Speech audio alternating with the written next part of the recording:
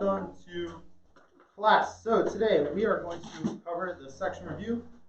Number 1, state the octet rule. What's the octet rule? But It's the rule. Oh, wait, can I say it? Yep. Okay. It's the octet rule is the one with all the little dots on the sides, and you connect the dots to make the full element. Wait, to make I thought we were supposed to do 1, 3, and 5. I thought It's 2, 3, and 5. I will check. I did 1, 3, 5, but that's okay. That's cool. Our homework was, I feel like 2, 3, and 5 sounds about right. It was. Okay. Okay. So number 2, octet rule. Oct means 8. 8. So we want 8 valence electrons. Okay. In general, things want 8. The exceptions to the rule are hydrogen. Good. What else? Come on, guys. Exceptions. Nope. What don't want? 8. Transition.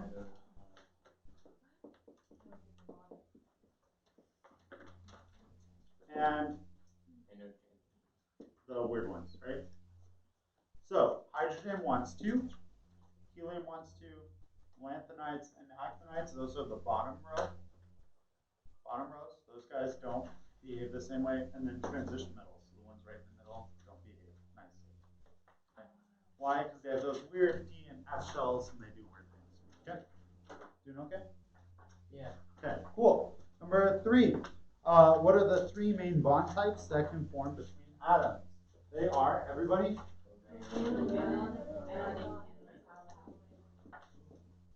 Which one? Which one is strongest? Everybody, come on. Ionic. And the weakest is metallic. Covalent somewhere in the middle. Okay? So that is that. And number 5.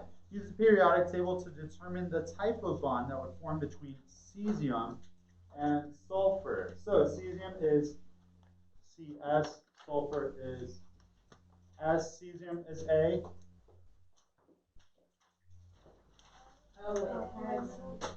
Cesium is a what? Cesium is a metal. That's right. In fact, an alkaline earth metal. Sulfur is a non-metal. When we have a metal and a non-metal, we get ionic bond. Because you have something that's going to be positive and you have something that's going to be negative. So sulfur wants 2 electrons, right? So it's going to receive those electrons. It's going to be more negative. Cesium wants to get rid of its electrons, so it's going to be more positive. So if you have like normal cesium, right, it's got its 2 electrons, and then it gets rid of them. It loses electrons, but it gets more positive. Isn't that a weird way to think, right? Because it was negative, and then it gets rid of them, so then it's less negative, more like minus, which is positive. Yeah. Later on, we'll write the charge up there like that. And sulfur likes to gain 2 electrons or become more negative. So you have something that's positive with something that's negative. That's an ionic bond. Okay. Good answer. Except it was the wrong answer for most of us. That's okay. We're getting it. That's right. So metal plus non-metal is ionic. Chlorine and bromine. Chlorine is a halogen, which is going to be a nonmetal, and bromine is a nonmetal. Nonmetal and nonmetal gets us a covalent bond. Nonmetal and nonmetal. So metal and nonmetal, ionic, nonmetal, nonmetal, covalent. Then we have magnesium and fluorine.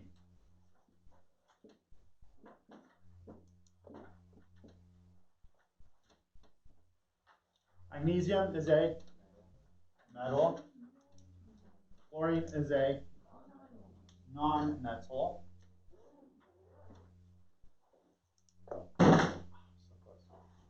So this is a ionic bond. See, I tricked you. I said A, so then you would say covalent, but then it's an ionic. It's an ionic bond. Why? Metal plus non-metal, ionic. Last one, probably metallic, using the, like elimination of answers. Oh, I see what you did. Yeah. So what was the first one then? That was ionic too? Yes? Oh, you did write that up there. Everything that's written on the board is bold for you. My headache has subsided a little bit. I think it's the distance between me and the seniors. Wow. All right, silver and mercury. Symbol for silver is Ag. Mercury is Hg.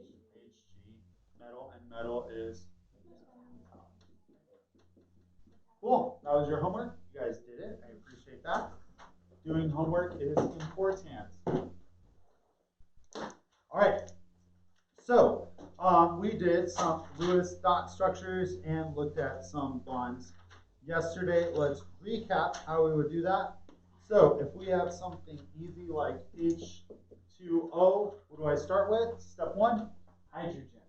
Step Right, one. the dot. Oh. Write the electron dot configurations. You want 1 or 2 dots on either side. So you should have 4 sides, but dots all around.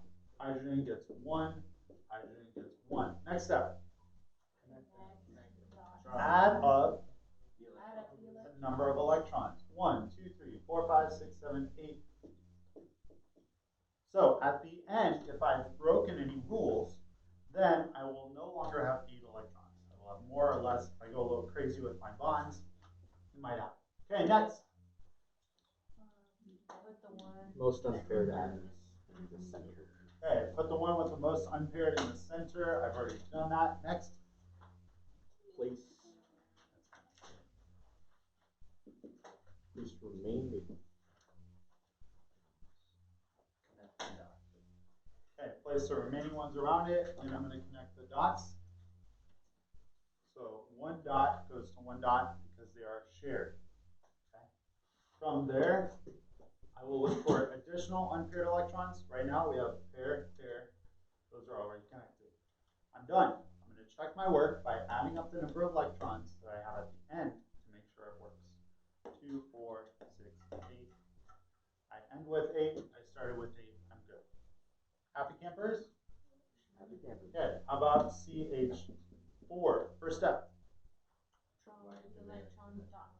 Okay, draw the electron dot configuration. Please do that in your notes. Remember, carbon will always, almost always, be the central atom. So if you're being lazy and trying to save yourself some work, you want to draw a carbon in the middle, draw everything else around it.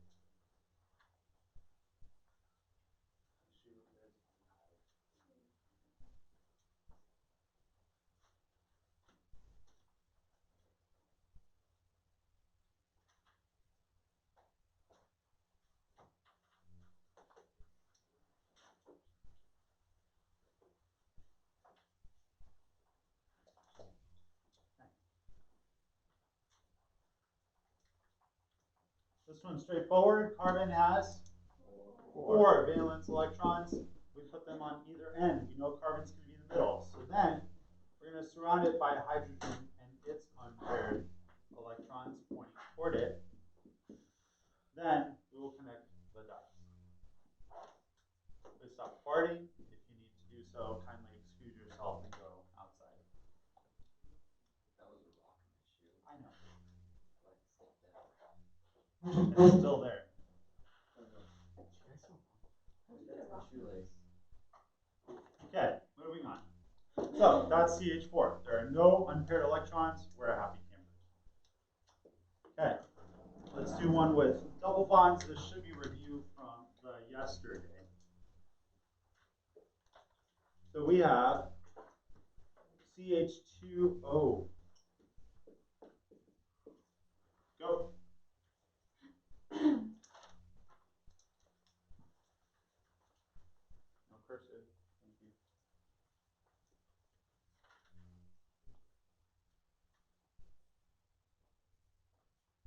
Notice that many of you are not adding up the number of electrons you have. Please do so. So you do not create an error at the end. Sometimes we get a little line happy.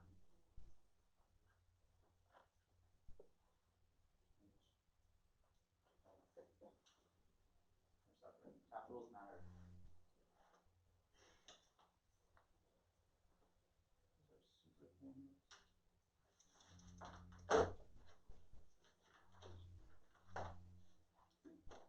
You don't have a periodic table in front of you. You are going to suffer long. Find one. Get one, use one.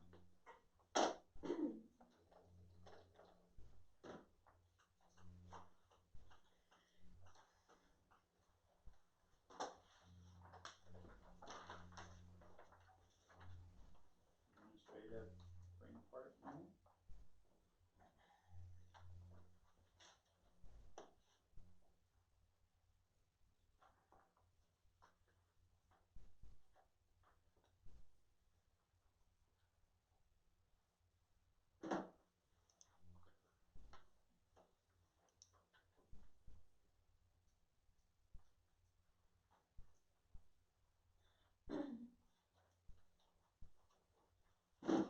Okay, let's go through it. So carbon we expect to have 4, hydrogen 1, oxygen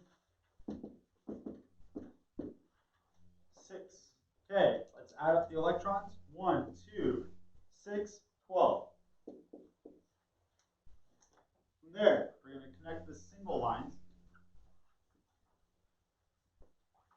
Okay, now I see an unpaired electron here and an unpaired electron here. Naturally, it will form a double bond. A double bond is when they share 4 electrons, and so it is stronger than a single bond, and a triple bond is stronger than a double bond. Okay. Now, last step, do we add, or does our number of electrons at the end add up? We've got 2, 4, 6, 8, 10, 12. We started with 12. We're happy campers. That's all from yesterday. Sound good? Okay, then we get into the more complicated ones. Sulfur does weird things.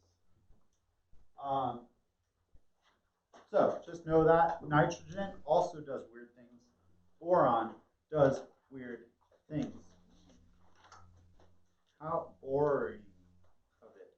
Okay, so let's look at sulfur dioxide one more time. That was from yesterday.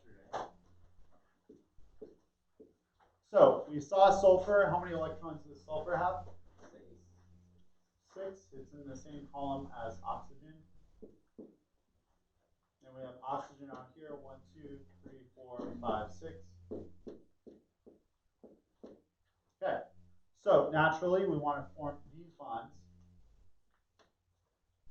And then we go, bad things are happening, right? Yeah. So, yeah. Couldn't they just form a bond with the oxygen? The oxygens, they usually won't. Why not? So you won't get like a 3-way thing. It has to do with what is going on between. So there's something we'll study soon, which is the different shapes that these atoms can make. In general, they're kind of spread out. It's like doing the splits. Like this has a certain angle between these, which wouldn't really work if you tried to put them together. Because you have to think like they're all different sizes. So like So if they're you have not like actually letters. no, No, I mean not like yeah, that. Not the so same like size. sulfur has. I mean, if you look at your periodic table, sulfur. I can read upside down. Thank you. I like to show off. Thank you. Sulfur has 16 protons. Oxygen only has 8. So oxygen is going to be much smaller, and then you have a giant sulfur atom here. Okay, so it's like not really possible for them like, and then like it just doesn't work physically. So, good question. We will study the structures that they make a little bit later, and you'll have to memorize those, and it's painful. And like angles and like, it's cool. Angles? Yeah, like the angles that they'll make depending on where, like water, this is generally 120 degrees between these bonds.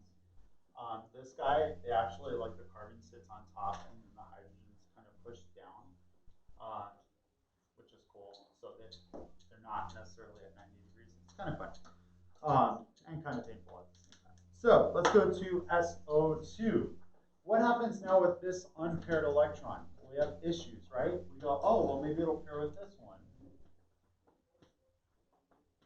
And then that leaves this one. We're like, oh, well, let's just pair those guys together too. What happens to sulfur though?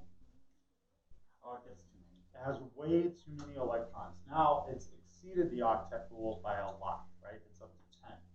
So that may not necessarily happen. It still has that extra electron. So what might happen, and what does happen, is this electron actually jumps ship over here. You get something like that. So again, you naturally want to go and just add that extra one, but as you're checking for octet rule, as you're checking the number of electrons you started with, you should end up with 8, and you should end up with the same amount you started with. Okay, so that guy just kind of jumps ship. Now, that's all review. Let's get to new content. There are also times when electrons will completely jump ship, like they're just gone. Or extra electrons from other atoms and other things will join our system. So, I get dealt with? Looks like it. So, these are called polyatomic ions. And they will ruin your life soon enough because you'll have to memorize them and know their names. But we don't have to do that until we get to the naming chapter, which is, I don't know. Is it the next chapter? No, it's not. We have a little bit more time. So next chapter, we're going to have to memorize all the shapes and things that they make, and then after that, we'll do naming. Chapter 7. It's evil. No, 8. Anyways, yeah. What do you mean by like memorizing shapes? Like the shapes that these things become. It's really strange. Like if elements form together, like two elements form together. Yeah, so like water, it makes a bent shape where they're at 120 degrees from each other. There's also tetrahedral. There's like a bunch of them. So I'll wait. yeah, just wait till next chapter. All right, so poly means many. Atomic means atoms. Ions means ions. What does that mean? Not the car. It's like when you Google that, like, they have the perfect number of protons. Oh, never mind. No. You guys think? Ion. It's in your notes. Please stop talking. Thank you. Instead, engage in what an ion is. You know, it's in your notes.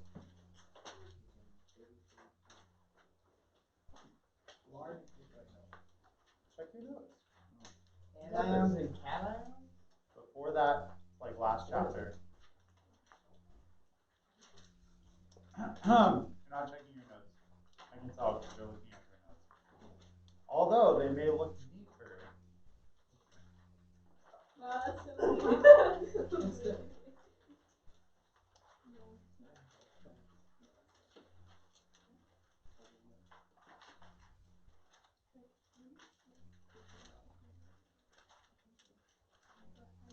Is it in the quantum numbers one?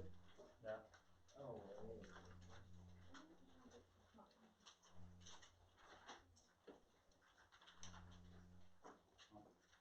Nobody can pass chemistry if they don't know what an ion is. I wish it was simple. Bro. I'm all the way at the first chapter. I feel like I've gone too far.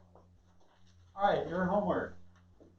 Look up page 28 and figure out what an ion is.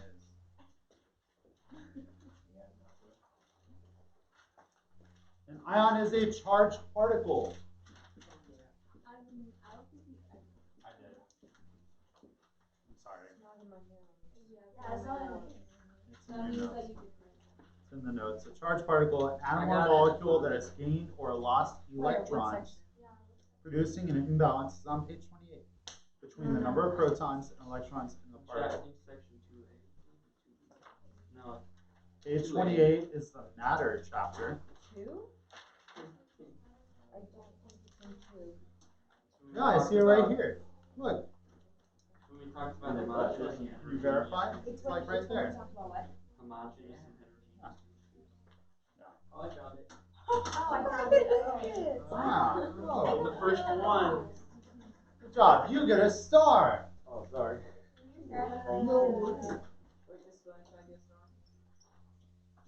Did you find it? Wait, Is is that, that is our Yeah. that, is that the official definition So- of atomic? Charged particle? Yeah.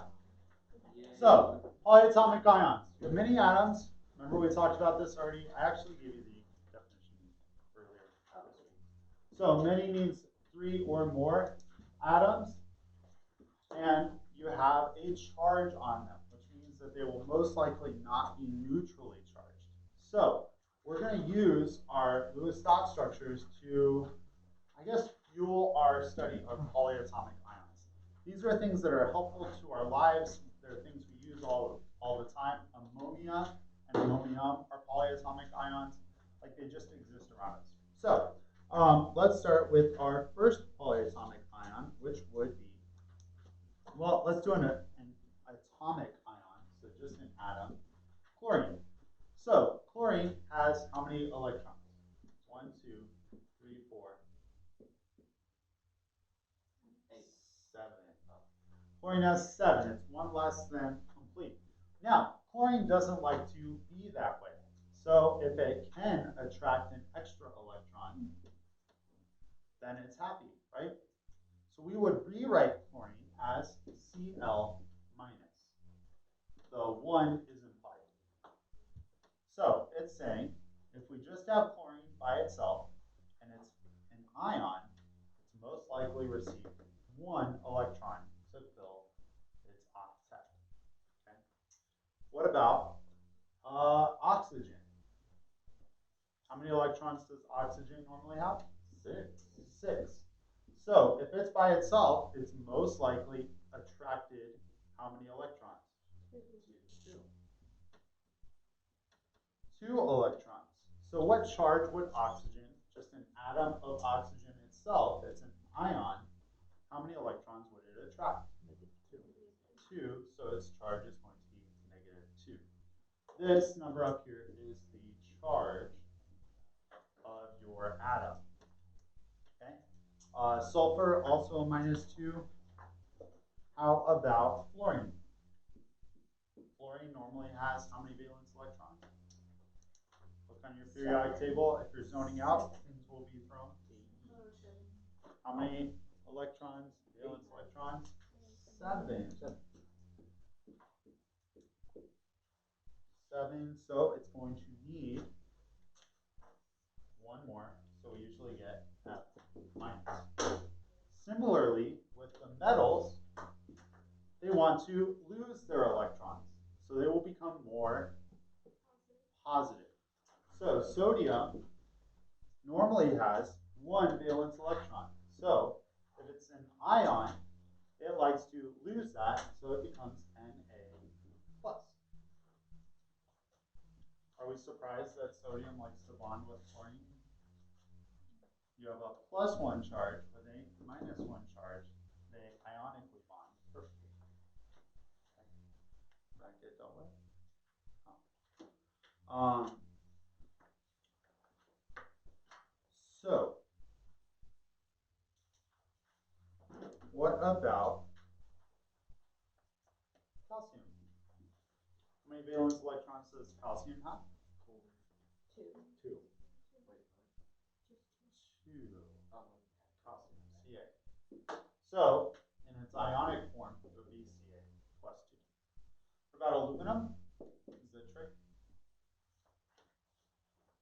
Aluminum is a metal, so it's going to lose its electrons. electrons, not picked up new ones. It has 3 valence electrons, so aluminum likes to take a plus 3 charge. Okay, these are individual atoms. Now, if we do polyatomic ions, that means that we're going to have more than one atom involved in this, not my brother-in-law. That's ion, not atom. Wait, polyatomic. So polyatomic ions will have more than one atom. Yes? So if it's a metal, then it's always going to be positively charged, and then if it's a non-metal, it's negative. That's what determines whether it's positive or negative. Yep. Yeah, and metals can go either way, so good luck. Cool. So, Mevo's freaking out. Stop, Mevo. Anyways. All right. So polyatomic ion. Let's start with OH. This is called hydroxide, which you might be familiar with. How would I write the Lewis dot structure for hydroxide? First step, valence electrons.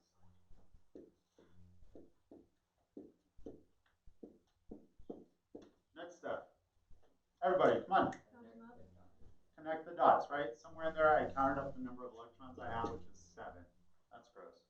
So I will connect the dots. Then I need to figure out what to do with that extra electron, right? In this case, hydroxide is an ion, which means this whole thing is going to take a charge. So your question is, if I could add electrons or remove electrons, what would make this most stable? Think to yourself, form an opinion. So keep it to yourself. If I could add or remove electrons, what would make this most stable? Go ahead and write your opinion on your paper.